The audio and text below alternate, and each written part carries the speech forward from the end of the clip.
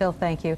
First up at 5:30 tonight, some are crying cover-up in Battle Creek. This after a police officer was involved in a drunk driving crash. We sent 24-hour News 8's Ken Kolker to track down some answers. He has his report tonight. After the early morning crash here, a preliminary test showed that Officer William Gench was potentially super drunk. But his coworkers never followed up with the typical drunk driving tests. And that will make it difficult, if not impossible, for him to face charges of being super drunk. Is it a matter of police officers protecting police officers? Because that's certainly what it looks like. I can see where you would get that impression from it. It looks like he was afforded more courtesy, if you will, than you or I might if it happened to you or me as being the driver of that car. Attorney Robert Sharkey once prosecuted drunken drivers. Now he defends them, and he's never seen a case quite like this.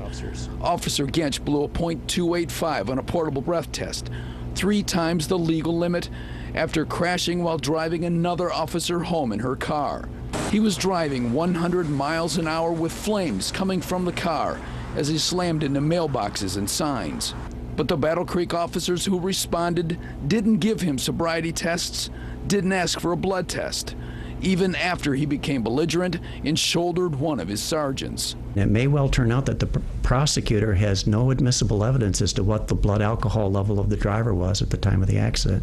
That's a benefit to the defendant, of course, and can be a large detriment to the prosecutor. Portable breath tests like the one they gave Gench cannot be used in a trial. Is it kind of obvious why?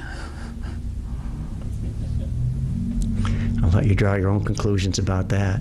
Battle Creek Lieutenant Todd Matson gave both drunken officers a ride home. Have you ever had one of your clients driven home by the police? Never. Gench was suspended for 20 days while Lieutenant Matson has been demoted to sergeant. It's certainly not good for careers. They've made some, there's some people involved made some bad choices. That's going to have to come from the chief. We tried to reach the police chief today along with the city manager, and we also tried to reach the prosecutor who didn't respond to our messages. We'll continue to check with Calhoun County prosecutors to see if charges will ever come of this. In Bedford Township, Ken Kolker, 24-hour News 8.